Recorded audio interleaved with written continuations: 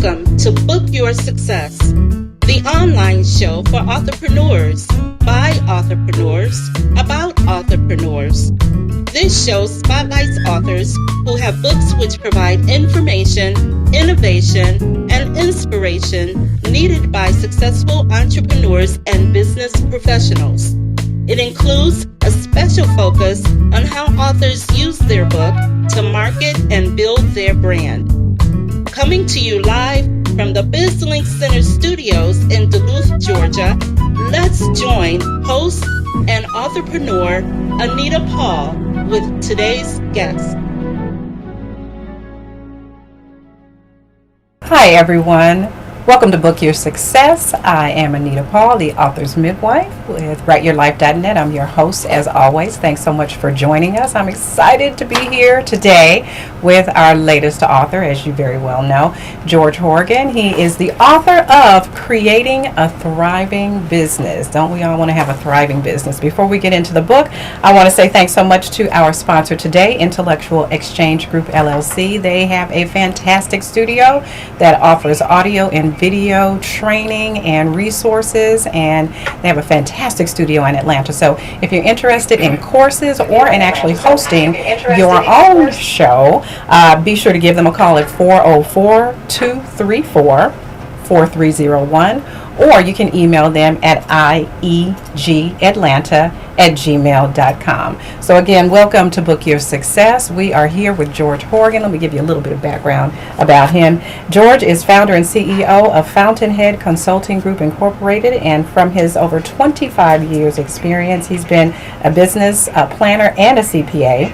He has a proven track record of showing people how to start, grow, and manage their companies to take their business in the direction that they want to go in. I'm so glad you joined us today. I'm glad to be here. Excited about getting into the book because we all want to have thriving businesses. Tell me how you got the idea for writing this fantastic book. Well, it actually goes back to the 1980s. Back in the 1980s, I started 4 businesses. The first business was a failure. It was a book distribution business. And second business was an auto parts distribution business, and I couldn't grow it to anything more than myself. At that point, I was down. I was discouraged. I was frustrated. I said, how is this business thing supposed to work? So I looked around for a systematic approach, step by step, of how you start a new business and then grow them. But I couldn't find one. So I took what I learned from those first 2 businesses and applied it to my third and fourth businesses, which were both computer consulting businesses, which ended up being quite successful. By the time I finished that 4th business, I had developed a basic framework of how you start a new business and then grow that. Fast forward to the 1990s. In 1995, I started our companion CPA firm, Horrigan and Company CPAs. And shortly after we started, clients came to us and said, George, we love these one-stop shopping CPA services, but we want more. And they started asking questions like, how do you start a business? How do you grow a business? How do you take a business to the next level? How do you maximize the profitability of that business? How do you create an exit strategy? Well, the funny thing was, as I thought about this, these were the exact same questions I had wrestled with back in the 1980s. Right. So I took that framework that I had developed, started doing additional reading and research in order to transform that framework to an actual methodology. And that methodology has evolved to become what is our current structure of success methodology, which is built upon our experience with over 1,200 businesses 1,200 during the past 17 years. Nothing like failure to teach you how to do it right? The pain of that. Well, but you'd have no fear of it then, right? Yep. Right? That's how we learn. Yeah. One way, anyway. So tell us about this framework that you've developed. It's a 5-part framework. Exactly. It's called the structure of success, and the foundation is vision. And vision is what is the destination, what is the direction of where you want to take your business. So this is a big picture. This is a big picture. This is the crazy, ridiculous dream that you have. Well, not so crazy ridiculous. It's where you want to take your business. What does a successful and thriving business look like to you? And it needs to be as clear as possible. Ideally crystal clear. Because that's where you want to take your business. Okay, so clarity is key with the vision. Clarity is key. Which entrepreneurs are ideally suited to have this big vision? Are they brand new? Are they startups? Have they been in business for a decade? Every business. Okay. The most important thing in a business is the vision. Where do you want to take the business? Okay. All right. So from vision, where do we go? Second building block is a 5-step building block is critical success factors, identifying your business's unique critical success factors. In the critical success factor, the concept was developed about 20 years ago, and what it is that every single business on the planet Earth has its own unique set of make or break factors, things that it absolutely positively needs to do to be successful. Okay. And if you identify your business's unique critical success factors and then accomplish those, your business will be successful, period, paragraph. But if you don't identify them, then of course then you can't accomplish them, and no matter how much time, money, or talent you throw at the business, it'll never be successful. So what challenges do you see companies have? I would imagine that some, especially startups, would have challenges coming up with their critical success factors if they haven't gotten into the company, into the business functionality yet. It's actually incremental. Okay, when you're first starting your business, you want to identify what are the things that you absolutely need to do. And the reason why that's so important is every business has limited time, money, and talent. Right. You just can't just throw money away there. Right. And even Bill Gates has limited resources. So you've got to say, okay, what are the things I absolutely need to do that will give me the greatest return on my investment? Okay. And those are your critical success factors. And so we you work with come business in owners to and have identify to narrow those. those things Yeah. down.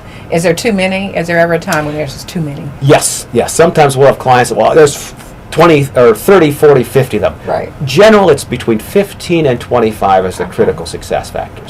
Okay. And so from there, well, let me find out from you too, with those critical success factors, are there measurements involved? Yes. Is this the point in the framework where the measurements come in? Not yet. Okay. Yeah, because that's in the fourth step. Okay, what's next? Yeah. Third is developing a strategy to take your business where you want to go. And of course, strategy is a common concept, but we have three unique orientations of strategy. Number one, it's built upon the vision. What is the destination or direction you want to take your business? Number two, it's built upon those make or break factors, your critical success factors. Number three, your strategy needs to be comprehensive. And by comprehensive, we've identified there are 6 areas of every single business. No matter how large or how small a business is, it has these 6 areas. Okay. First area is what vision do you have for the business and what leadership are you providing to drive the business into that vision. Your vision, leadership, drive determine your marketing and sales. What are you going to sell as a business and how are you going to market it? Okay. Your marketing and sales determines your production. How are you going to produce what you're selling and marketing? And those 3 areas are the core of the business, the foundation of the business. And when I say production, I'm not meaning production from a manufacturing standpoint. It's however you're producing your revenue. Right. So if it's a restaurant, it's food and drink. If it's a bank, it's banking services. The 4th area is your finance and administration area, which is a support area that supports the 3 areas that come before that. 5th is your human assets, your personnel, your team. Okay. And that's a support area that supports the 4 areas that come before that. And lastly is your information technology area, your internal IT area, and that's a support area that supports the areas that come before that. So all of those need to integrate and work together well to get you to the vision that you need. Correct. Okay. The reason why that's so important is the vast majority of business owners view their business as one cohesive unit. They kind of see the business as a big blob. And the business owner is trying to get the business to go this direction or that direction, and they're pushing and shoving this big blob, this big earth ball, but the business is not responding to them. The reason it's not responding to them is they don't realize there are 6 separate and distinct areas of a business that need to be addressed separately, but still cohesively. And how we've addressed that is we've developed a formula for each one of these 6 areas that has between 4 and 7 elements. Okay. And what we do, depending on the area of the business there, what we do is we work with the business owner in light of the formula for that area to identify the strengths, the weaknesses, the opportunities, and the threats of the business in each of the 6 areas. Okay. Well, that's a challenge I would think for a lot of startups because they haven't really gotten into it Yes. yet. And even probably for some existing companies. So I'm sorry, go ahead. And the key to the formulas is the formula for each area shows you what you need to do in that area. So if you do, for instance, the marketing and sales area, and the formula for the marketing and sales area is on page 90 of this book there. Okay. If you do all 7 of those things correctly, you will be hitting on all 8 cylinders. The formula for the production area is on page 147. If you do the 5 things that are there, you will be hitting on all 8 cylinders in your production area. So this is very, very systematic. You Yes. must know. Yeah. Before I ask your next question, before we go to the next level in the framework, I want to say hi to the folks who are in the chat room. Hey, Jackie.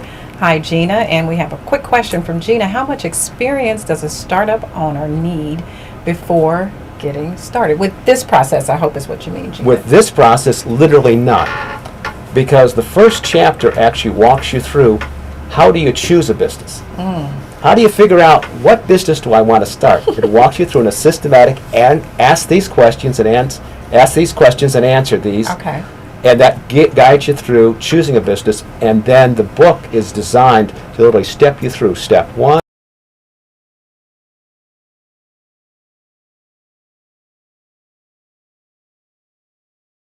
With a job or a previous business, and they just jump into whatever feels right at the time without really considering what makes the most sense. What am I, adept at producing, and Yeah. what kind of team and resources do I have? Yeah, hope that answers your question, Yeah. Gina.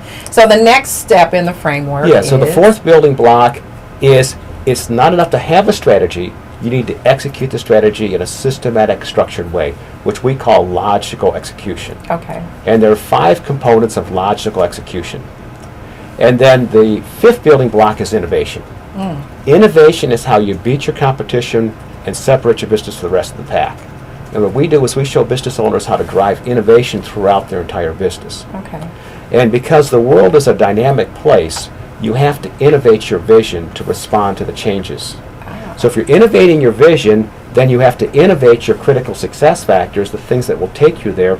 If you're innovating your critical success factors, you innovate your strategy. If you're innovating your strategy, you innovate your execution. So this sounds like a consistent process. This is not just a one-time thing. It is a You do closed it and loop then... system. Okay, closed loop system. Because what happens is when you drive innovation throughout your business, guess what? You start back at Vision innovation. changes and you Okay. right. I love it. Because the world is continually changing. And I literally was talking to a new client yesterday, and he sat on his laurels back in 2005, 2006 with the previous business, and guess what happened? The world passed him by, and his business failed. Yeah. And he came to us literally just in the last week there and says, I'm starting a new business. It's up and running, just barely. And he says, I don't want to make that same mistake. Right. We have to be swift to change. Yes. Right. Very good. I want to say hello to Bernice in the chat room. Thanks for joining us. I want to talk a little bit about how the economy can affect this whole process when it comes to business innovation and development and just building a better business. We've just come out of a pretty tough economic downturn, as we've been told by the media and others. How has that affected your clients? That's a really interesting question, because if you had asked me a question about 9 months ago, I would have answered a different way. I'm sure, yeah. Up to about 9 months ago, most business owners were just beaten down. They were just like exhausted from just surviving our great recession here. Okay, but what's happened in the last 9 months, it's really, really changed. And business owners are saying, wait a minute, we're coming out of this and we see enormous opportunities. And they have a different risk. Previously, they had a risk of will we survive? The risk now is everybody else is trying to get ahead of the competition. Unless business owners really, really, really start applying the concept that we talk about here. Where do you want to take your business? Identifying the systems, innovation.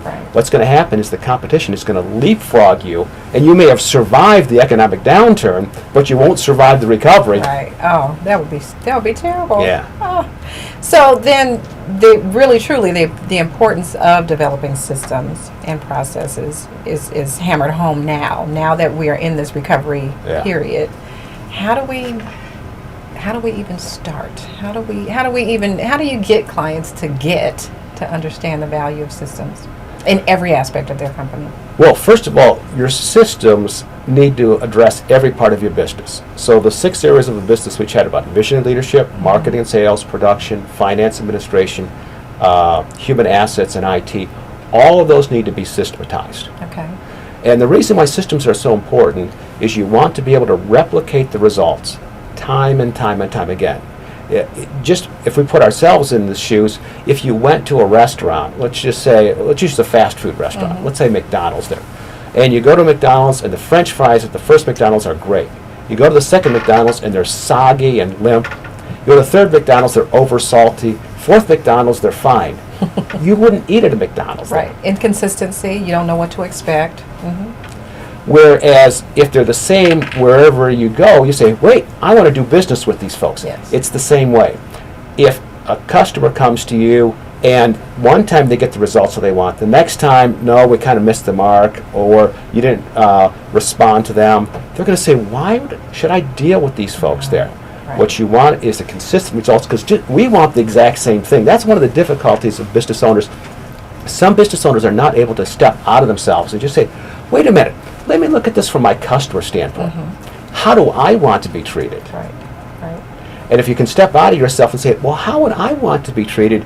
And then put the systems together to deliver those same type of results to their customer, they can then systematize their business. Right. And I think one thing you mentioned earlier was the clarity aspect. So you talk about the results that we want and developing systems to get there, but we have to have a clarity in the beginning to understand what results we want. Yeah.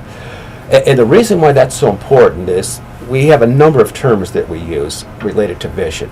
And many business owners' vision is muddled, it's cloudy, it's not precise, and the clearer it is, the more beneficial it is, and the more strategic it is for you. The reason is a vision becomes the North Star. It's where do we want to go? And the reason why that's so critical is the media will tell us all day long, you should go here, you should go here, you should go here. Our minds will tell us, well, We start to doubt. I really don't think I have this together. And you start doubting, and three problems occur. Number one is you start internalizing that and you become unsure. And people pick that up there. Number two is customers start saying, what is this business about? Well, last week they were here, and now they're saying they're here, and next week they're going to be here. And number three is employees. Employees lose heart. And we've seen this in businesses where the business owner continually changes and the employees say, what is this business about? And they just start actually ignoring the business owner because they know the business owner is going to say, well, do this. Then he's going to come back and say, no, do this. And they have to forget And the whole that. thing self-destructs because then people, unbeknownst to the business owner, they start looking for another job or they're just frustrated and they sit at the desk and twiddle their thumbs, which is unproductive. Is there an industry or a type of business that your framework, your model, your methodology is best suited for? We've used it almost across the board as far as types of businesses. Manufacturing, wholesale, retail, construction, service, consulting businesses, not-for-profit businesses. Because the concepts are all the same. What is the vision? Where do you want to take your business? Identifying your business's unique critical success factors, make or break factors. Number three is developing a comprehensive strategy, executing the strategy in a systematic, structured approach, and then driving innovation throughout the business. It doesn't matter to what kind of business. Interesting. Okay. Well, so now you also mentioned earlier that you have worked with 1,200? 1,200 businesses during the past 17 years. How do they find out about you? Most people find out about us from our CPA firm. We have a companion CPA firm that's pretty well known throughout the Atlanta area. The name of the firm is Horrigan and Company CPAs. So up to about 5-6 years ago, that's how most people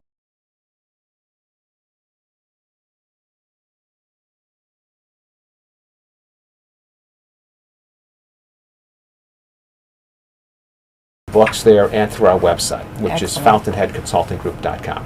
fountainheadconsultinggroup.com. We're going to find out a little bit more about Fountainhead and about what George is up to next. We're going to take a quick commercial break. We'll see you back soon. Rachel quit the corporate grind to start her own interior design business.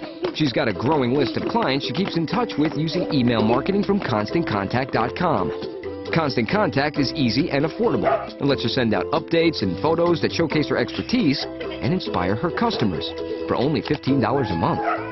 Her dream? To be the area's hottest interior design office. Right now, she just dreams of an office.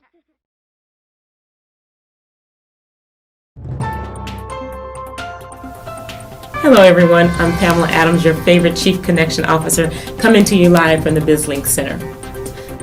I'm actually coming to you live from the set of my newest show called That's My Biz.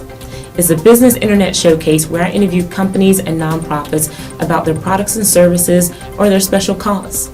It's a great way to get the word out. Instead of doing that direct sales push, you're actually able to show that you've been interviewed. We have a special introductory offer going on for $99 where we give you the embed code to your video. What that means is you can put your interview directly on your own website. We also give you the link to your video so that you're able to promote it on your social networks so that you can drive that traffic to your website. Third, if you have a YouTube channel, we give you the video file so that you're able to upload the video directly to your own YouTube channel. It's a great way, again, for you to promote your business or your nonprofit. So if you're interested in our introductory offer, please contact us at that'smybiz@bizlinks.tv. Check us out, bizlinks.tv. Until next time, let's connect.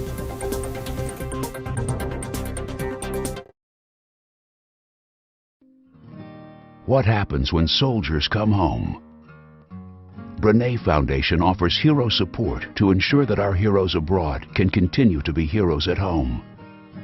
We link veterans with organizations who are dedicated to guiding the transition from military hero to civilian hero. If you want to find out how you can support our troops at home, please contact the Brene Foundation or visit brene.com.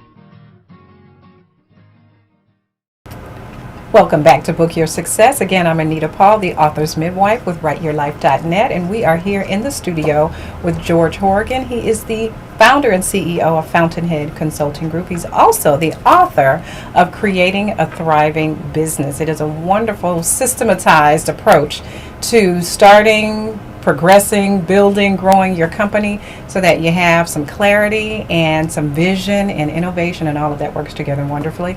I want to say hello to everybody in the chat room. Hi to Jean, or is it Jean-Claude probably, Gina, Bernice, and to Jackie. Thanks for joining us. We'd love to hear some questions from you about getting your business up, going, and thriving. But before we get to your questions, I want to say thanks again to our sponsor for today, Intellectual Exchange Group, LLC. If you're interested in using video or audio to enhance your company or your brand, be sure to get in touch with them. They have courses to teach you how to do video and audio, but they also have a fantastic studio here in Atlanta, and you can give them a call at 404-234-4301, or you can email them at iegatlanta@gmail.com. So we're back here with George. George, I want you to tell me, this is not the only book you have out, and I want you to tell me you've got another book coming up, but some other books that were previous to this. Tell me about the books and how they correlate. Yeah, the books that I wrote before were written back in the 1980s, and they were IT books, so they really don't apply to what we do currently there. But so upcoming, Yes. I'm going to show the cover of your latest book that's coming out called Work Less. I love the title. Work Less, Make More, and Have Fun in Your Business. I absolutely love this. Who doesn't want to do that? Fantastic. How does this book relate to the current one? Yeah, the easiest way to explain this with a baseball metaphor. Creating a thriving business shows you how to get the first base, how to start a business with our unique structure success methodology, and then how to get the second base, how to get the business so it's viable, it's got traction, it's successful, it's quote-unquote thriving. Hence the title of the book, Creating a Thriving Business. Work less, make more, and have fun in your business assumes you're always standing on second base with a successful business. How do you scale the business? How do you take the business to the next level? And that could be organic growth, additional products, multiple locations, franchising the business. We're doing that for a lot of clients, overseas expansion. Now you're standing on third base with a successful, scaled business. How do you get the business working exactly as you want? You're working X number of hours, making Y amount of money. Your employees are fully engaged. You have an exit strategy in place. You're impacting society in a desirable way. You quote-unquote have the business of your dreams, which is home plate. Right. That's the sweet spot that we all want to get to, right? We want to score. And when is this book due out? That's September this year, approximately September. Okay, September 2014, so look for that. Quick question in the chat room. How do you keep your employees engaged and inspire customers loyal to the services or products you offer? How do you keep the people It actually focused? goes back to that vision. That's why that vision is so foundational. There's two huge benefits to the vision. Number one, it becomes the North Star for where you want to take your business. Number two, a properly defined vision becomes what we refer to as gravity. Just as a heavenly body goes through the solar system or the universe and attracts stars and planets to it, the same way a vision does that same thing to your customer. So if you have a business, let's just use Apple as an example. Apple has gravity because people say Apple will produce products that we know are in our best interest. Okay. We know that product will be designed to function correctly, engineered correctly, and will be slick and fun to use. It's the same way when you have a vision for your business. People say, I want to be part of that business. I want to do business with them. So what happens is you attract customers because of the gravity.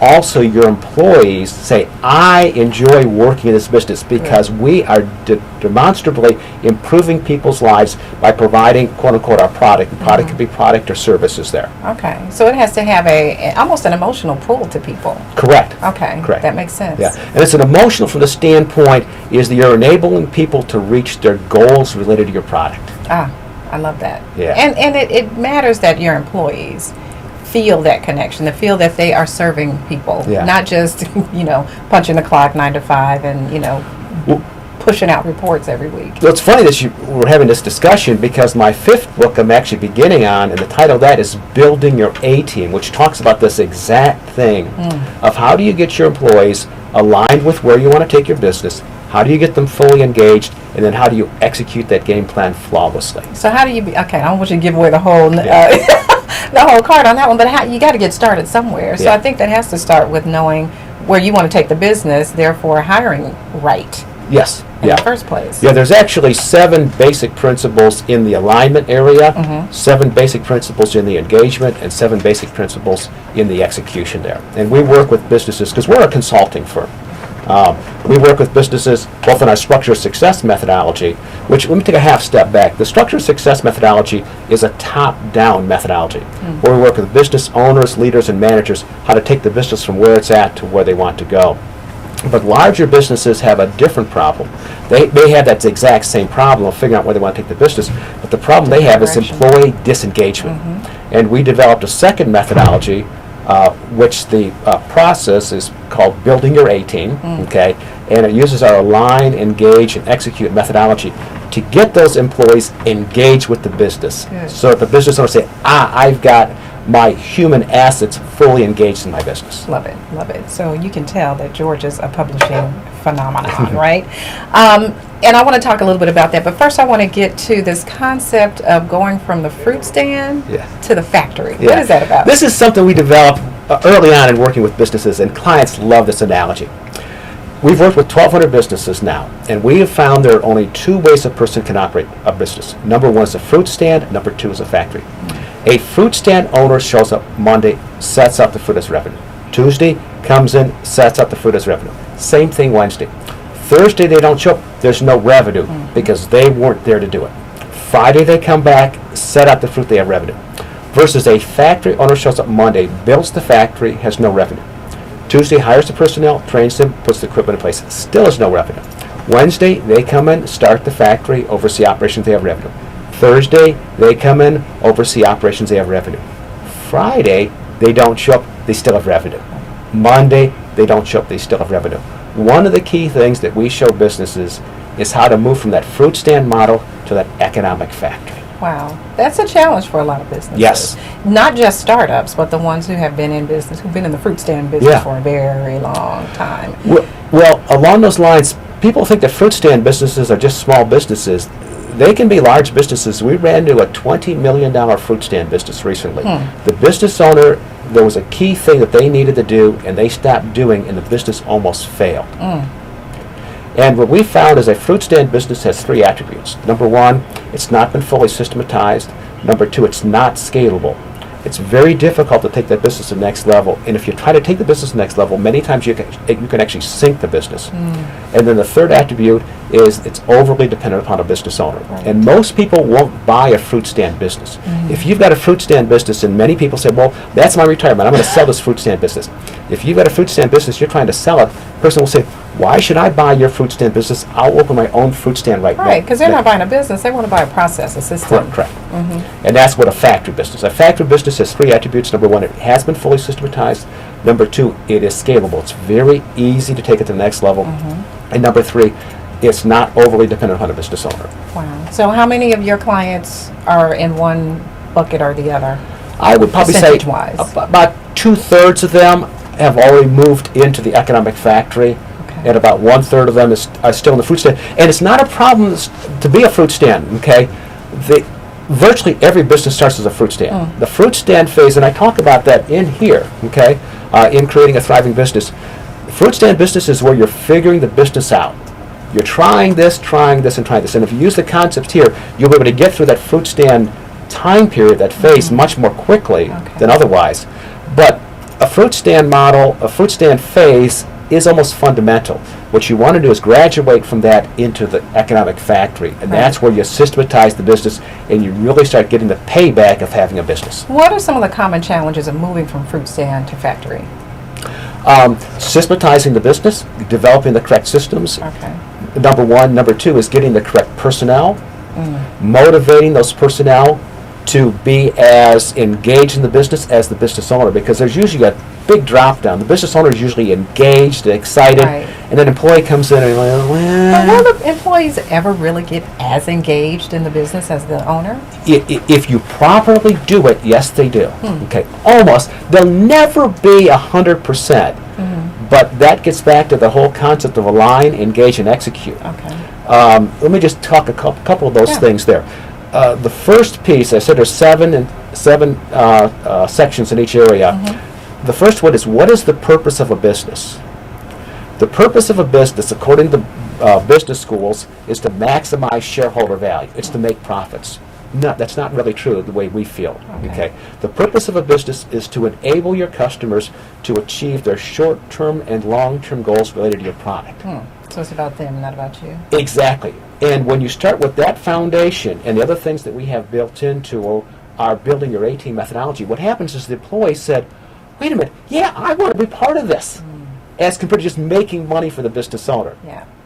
Right. That's a disconnect. Yes. Right? So that's what frustrates a lot of employees and staff members, or whatever you call them, is that it's more about the business owner getting wealthy, or the shareholders benefiting, than it is for the employees or even for the customers. Correct. Which is a challenge. Yeah. Hard to keep good people that way. Yeah. And so we have systematized that. When I say systematized, I'm not making it in a cookie cutter, but it leads you through the process, and no two businesses will implement it the same way. But what it does, it eliminates that guesswork, that trial and error, that uncertainty. I'm here, and I want to be here. Here's how to do it. Okay. Systems, processes, and systems, people, very Yes. important.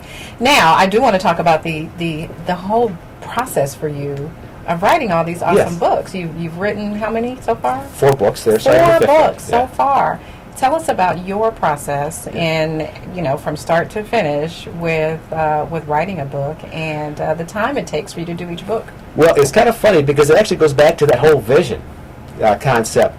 The analogy I use, because many people ask me about writing books, the analogy I use is it's like wading through a swamp.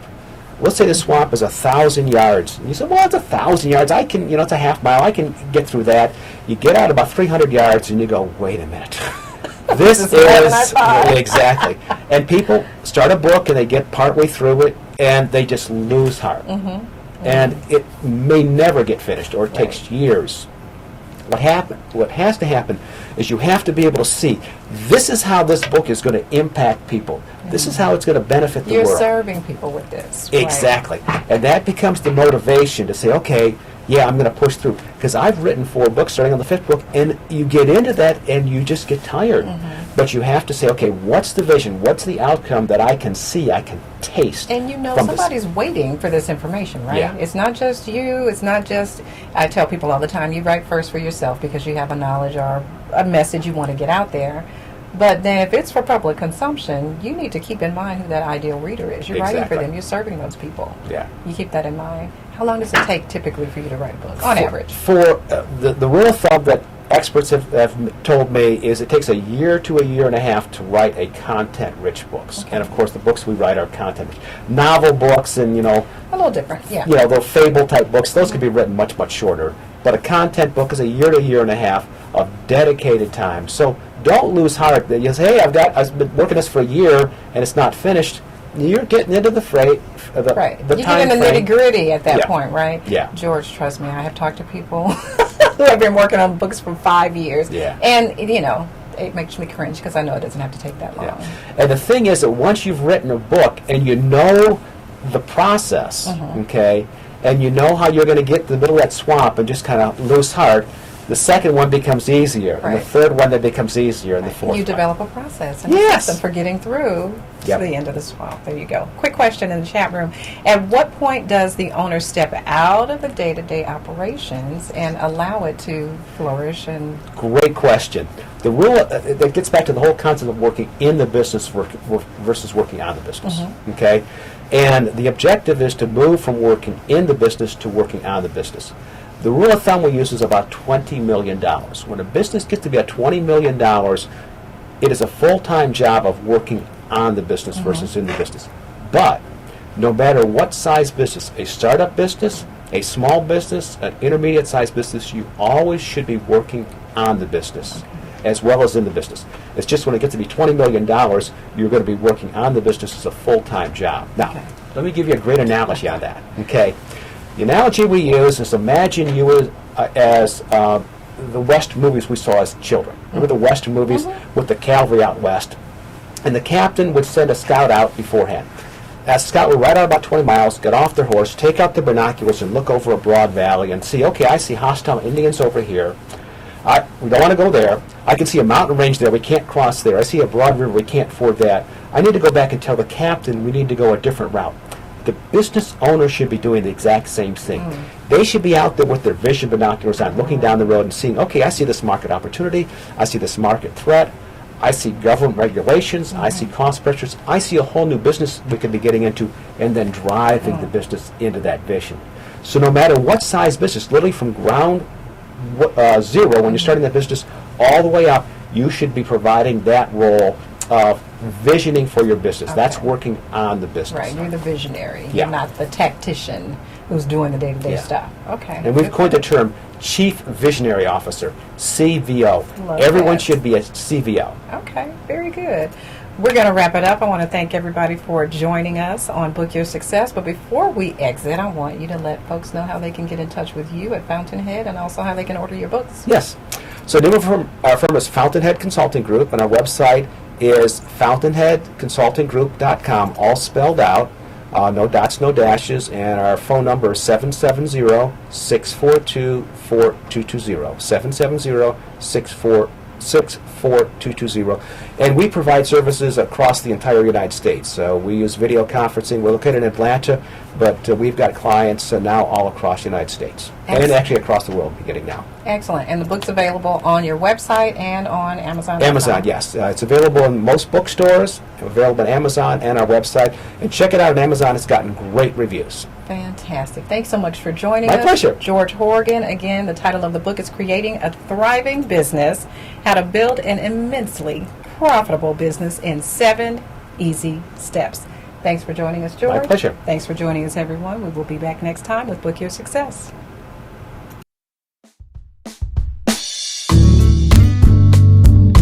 Thank you for joining us.